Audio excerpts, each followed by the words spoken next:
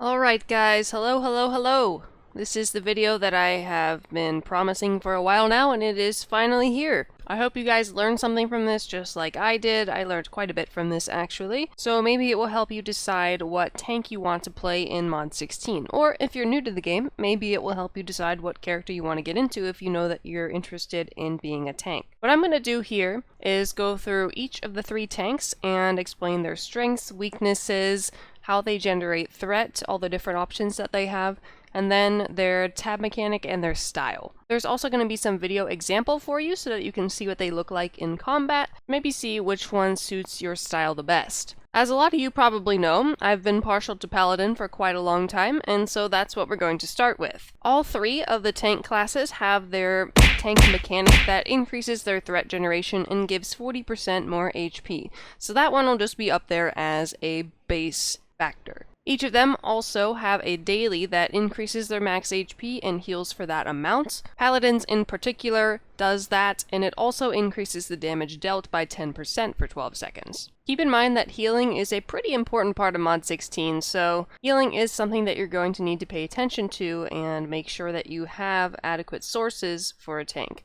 If you're tanking, it's even more important that you have a healer because you're the one that's going to be taking all the damage, and if you don't have ways to mitigate that, there's not as many damage resistance buffs as in Mod 15, you're going to need some way to negate that and get your health back. So that is something to think about. Now, Paladin's strengths.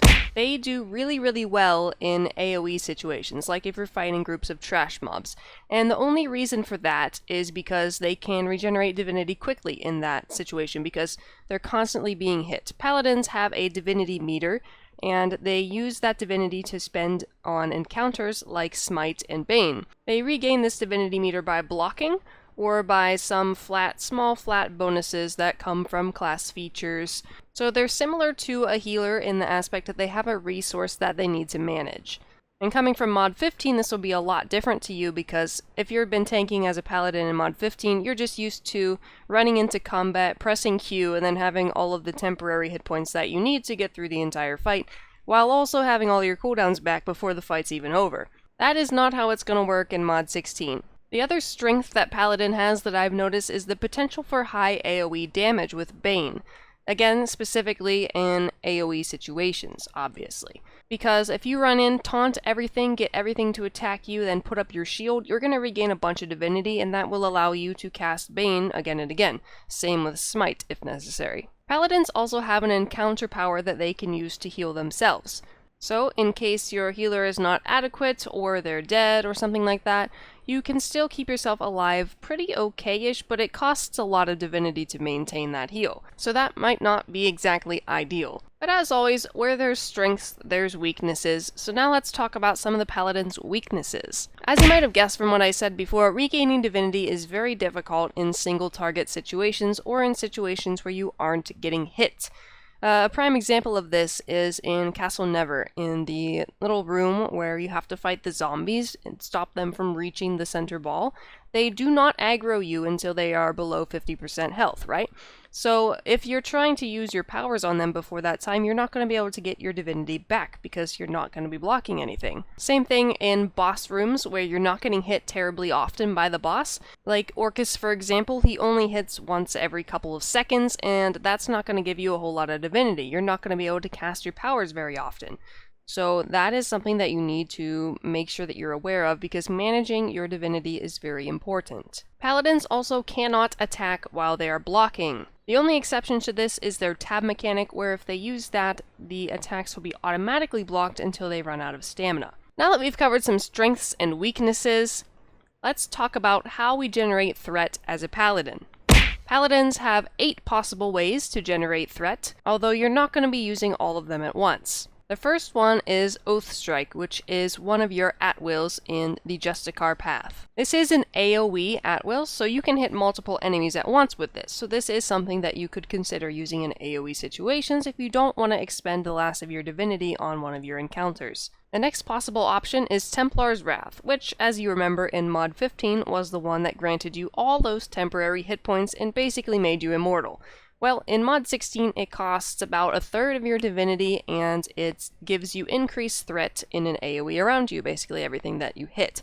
So again, another AoE. Next is Vow of Enmity, which is also an encounter and is also an AoE now in Mod 16.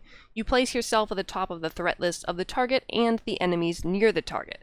So this is good if you're running into groups because you can use it at a range and taunt them from afar, cause them to go straight to you before any of the rest of your party even attacks. Next is a class feature called Divine Challenger. And this class feature, whenever you have it slotted, grants Smite the added effect of placing you at the top of the threat list of the target. So this would be good for single target situations or in a situation where maybe one mob in a group of enemies is attacking somebody else instead of you.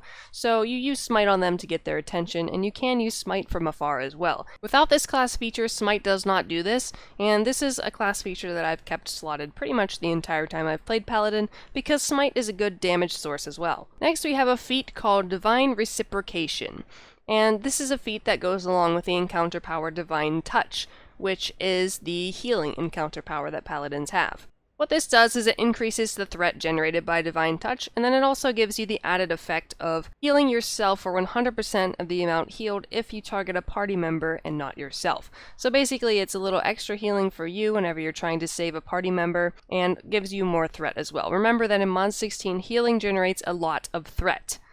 A lot of threat. You'll notice that whenever I do my healing comparison video.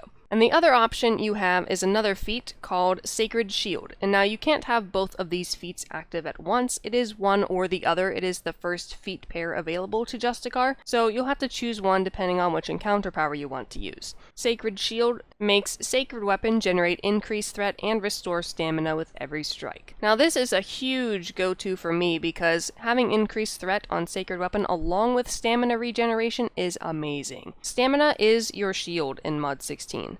Your shield is 50% of your max HP, so obviously you're going to want to focus HP if you want to be able to block more, and this applies to all tanks. And having things that are going to help you regain that shield are super important. And next we have the Paladin's tab mechanic, Divine Champion. Whenever this is active, it will generate more threat for you. Everything that you do while it's active will generate more threat. There's also a feat that enhances this called Intimidating Presence, which greatly increases the threat generated during Divine Champion, but it causes Divine Champion to no longer automatically block attacks against you. So now, I guess it's a perfect time to talk about what Divine Champion actually is. It makes you look like an angel. You generate more threat, you become CC immune, that's crowd control, but it drains 60 divinity a second. And while this is active, it activates Divine Palisade, and that replaces the block during Divine Champion's effect. Divine Palisade absorbs damage while also depleting the stamina. It heals you and allies behind you and increases the damage resistance of you and your allies by 10%. So it does a whole lot of stuff, but it's pretty expensive, especially if you're spending your divinity on threat generating encounters such as Templar's Wrath and Smite. The tab mechanic on Paladin used to be basically useless, but now it does actually have some use as long as you have the divinity to expend to keep it up. Also, you look really awesome whenever you're doing it, so I mean, you can't complain there. So that takes care of all the ways that you can generate threat as a Paladin, and we've already talked about the tab mechanic of Paladin, so one last thing before we move on is the style of Paladin. If you're coming from Mod 15, Paladins were an aggressive tank, and all those temporary hit points allowed you to just rush in, destroy everything in your path, and move on.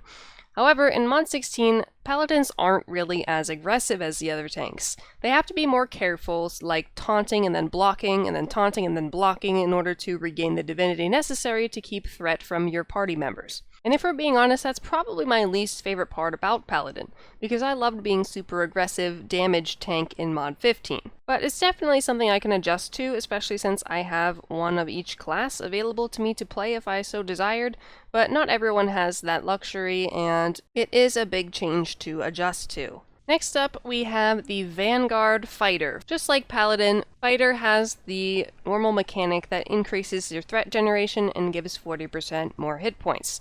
And it also has a daily that increases your max HP and heals for that amount. Fighters also causes you to recover a portion of the damage dealt by most attacks as hit points for 10 seconds, so it's basically like a lifesteal of some sort. Some strengths of the Fighter is that they excel at single target threat and damage. This might not be a surprise to you because in Mod 15, Fighters are really good at single target damage. And their other main strength is that they can attack while blocking, and Paladins and Barbarians do not have this luxury. This gives them even more potential damage output. However, with the strengths come the weaknesses. One of the main weaknesses of Fighter is that they rely on long cooldowns for most of their threat generation, and they have a loss of mobility. And I say this because there is no Into the Fray in the Vanguard Paragon path, it's only in the Dreadnought Paragon path. Also, adding on to the loss of mobility, they are the only tank whose tab mechanic makes you immobile. You can't move during its effect. And their last weakness, they have less reliable stamina restoration compared to the other tanks. There's less sources for them to gain back their stamina. So right now you may be thinking, oh, so Fighter's not as good. Well, I wouldn't go ahead and say that just yet, because they do have quite a lot of ways to generate threat. And seeing as they also can do good damage, they could certainly be a good part of a party. Fighters also have 8 ways to generate threat, the first of which is the Tide of Iron at will.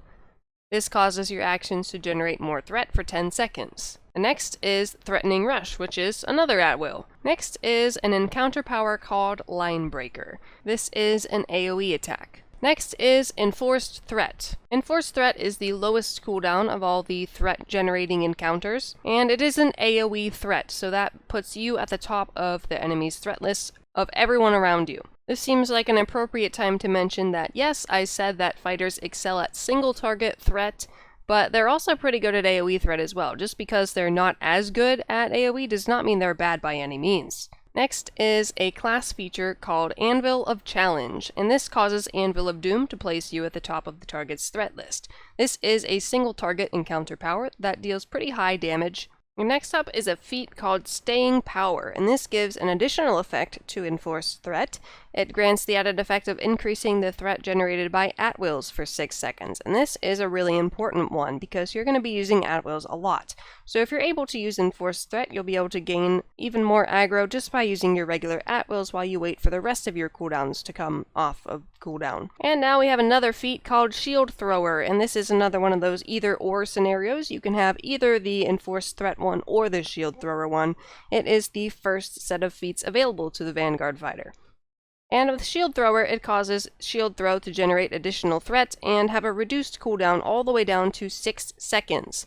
So that is a very, very low single target encounter cooldown power. Its base cooldown is about 11-12 seconds, and having that reduced to 6 is about half of that. So that is the lowest cooldown threat generation tool available. However, I prefer to use Staying Power because Enforced Threat is an AoE, and it also makes you affect your at-wills to generate threat too. Shield Thrower would be a lot better in single target scenarios. And lastly is another feat called Shake It Off, and this only takes effect whenever you release Dig In immediately after blocking an attack. And remember, Dig In is your tab power. Activating Shake It Off will deal damage to enemies in a cone in front of you, and it'll give you increased threat. However, there is an internal cooldown of this. It can only be activated once every 10 seconds. So now seems like a pretty appropriate time to talk about the tab power of fighters, and that is Dig In. Basically, you just crouch defensively behind your shield, you absorb damage from all directions, similar to how Paladin used to work by default before, but you can only absorb up to 75% of your max HP in damage, and it drains the stamina as you block damage. However, you can't move, you can't attack while ever you're channeling this, but you do completely negate combat advantage damage, and you get CC immunity during its effect. The last thing we have to talk about, fighter-wise, is their style. Fighters are pretty aggressive tanks. As you might guess by the name, fighter, that sounds pretty aggressive to me, right? Fighters are the type to run in as fast as their small little dwarf legs can take them. Sorry, I don't know why dwarf seems like a really fitting race for fighter. Sorry. Fighters run into combat, taunt everything around them, and then attack. It's the complete opposite of Paladin, where you're taunting and then blocking, maybe with some smite or bane thrown in there for some damage, but fighters are always attacking, even when they're blocking, because they have that option. So all in all, they're a pretty aggressive tank. Now lastly, we have the Barbarian tank, the Sentinel. This is something relatively new, because although Barbarian did have a Sentinel feat path before, it wasn't something that was widely used, and they didn't have a dedicated tank paragon. However, in Mod 16, they do have a tank paragon, obviously, Sentinel, which means you can queue as a tank and actually tank stuff if you feel like you're up to that challenge. Some strengths of the Barbarian is they have 2 class features for threat generation, and the other 2 tanks only have 1. They have more ways to heal themselves. They have 2 main encounters that heal themselves, and a 3rd one is possible if they take a feat for it. And they also have the default daily that heals themselves, and that increases their hit points and heals the amount increased. Barbarian doesn't have any special effect that goes along with this daily, however it does increase the maximum hit points much more than the other 2 dailies. Barbarians gives you a 35% hit point increase, whereas Fighter and Paladin only have 20%.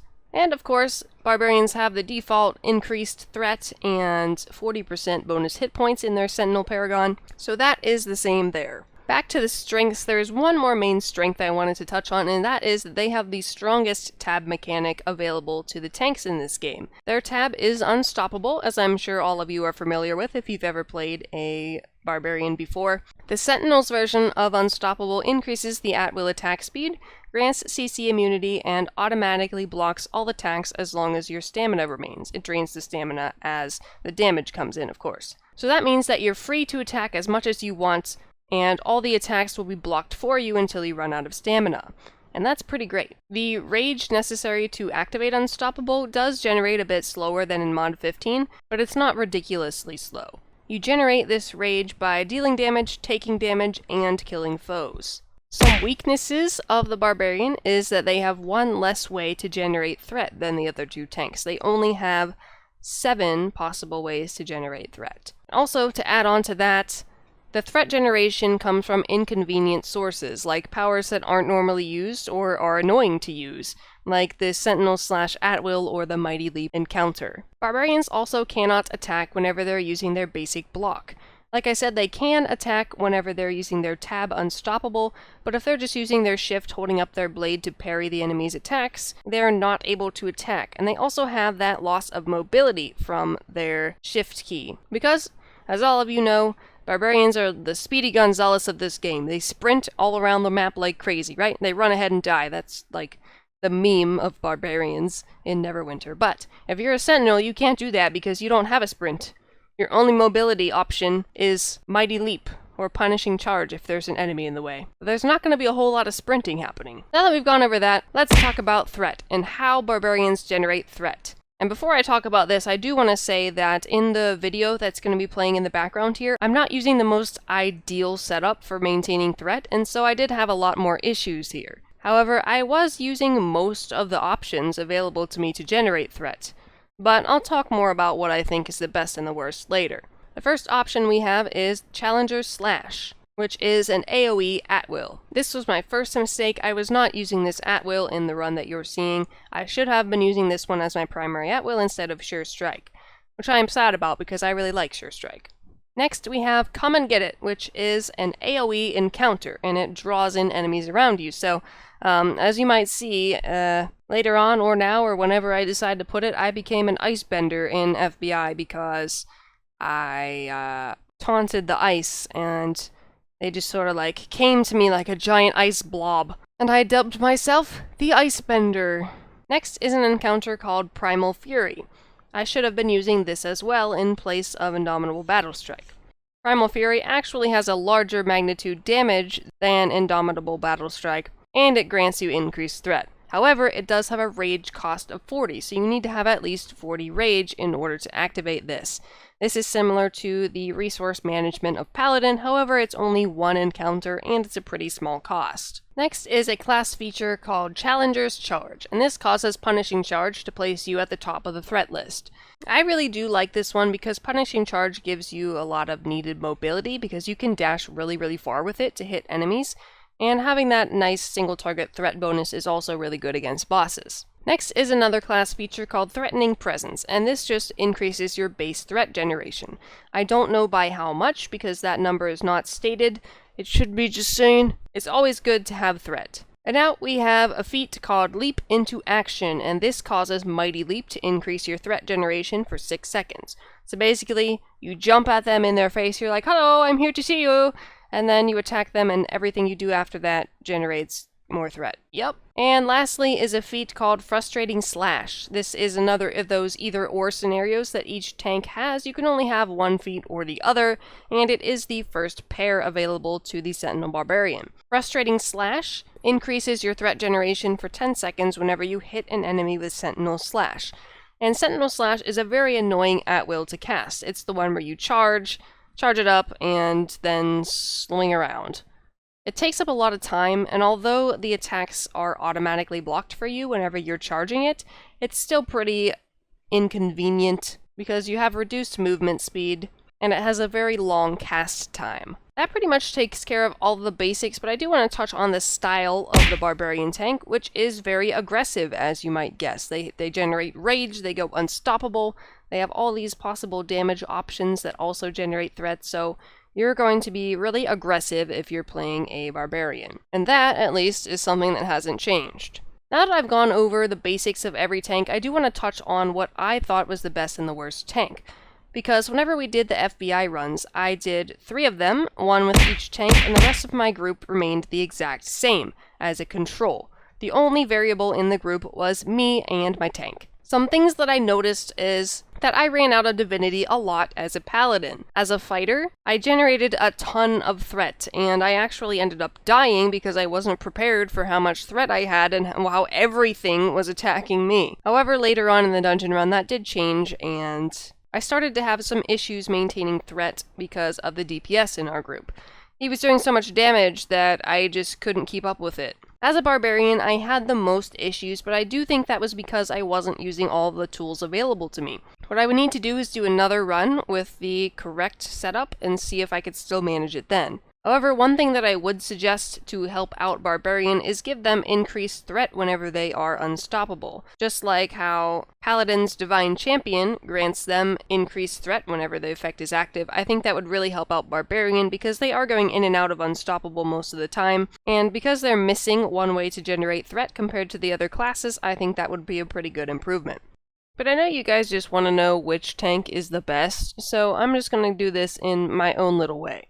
The best tank in Mod 16 right now for threat generation is by far the fighter. I had so few issues generating threat compared to the other classes. The best tank for just plain survivability has got to be the Paladin. They have dailies that can negate some damage. There's dailies that can negate your party members' damage. And, and they're just all around good at surviving. And the best tank in terms of damage is probably pretty close. I wouldn't say that any of them really edge out another one, although Fighter is really good at single targets. If Barbarian wasn't forced to use inconvenient powers, they would be much higher in terms of damage. And the best tank for mobility has got to be the Barbarian, of course, because although they don't have the sprint, their tab power allows them to freely move and attack, which Paladins does as well. But Barbarian makes them attack faster, and they can just walk around and face whatever direction, and Paladins, the allies, have to be behind you to get any of the damage reduction effect. All 3 of them can get the job done, but all 3 of them are better at different things. I hope you guys enjoyed this video. I hope you guys learned some things about the new way that tanking works. That was an English sentence. And maybe it helped you make your decision about what tank you want to play in Mod 16. Please let me know if you're interested in seeing the full runs of these clips that I showed you in this video, because I could just upload the whole thing with our commentary that we had, just like how the healer comparison is available in the past live streams, if you wanted to take a look at that. I will have the video out for that sometime in the next week, but I don't know exactly what day, but hopefully soon. I'm really excited for that one. I had a lot of fun. I had a lot of fun doing this one too. It's always fun to experiment whenever you have the options and the resources to do so. So I do have to give a big shout out to Terramac, a huge thank you for leveling my characters for me. I've leveled characters 5 times already, and I just did not have time to do the rest of my classes, and he really helped me out with that, so thank you so much. Alright guys, thank you so much for watching, and if you liked this video, please consider subscribing, or at least liking the video. I've got more Mod 16 content coming at you soon, and I hope you'll be there for it. Bye.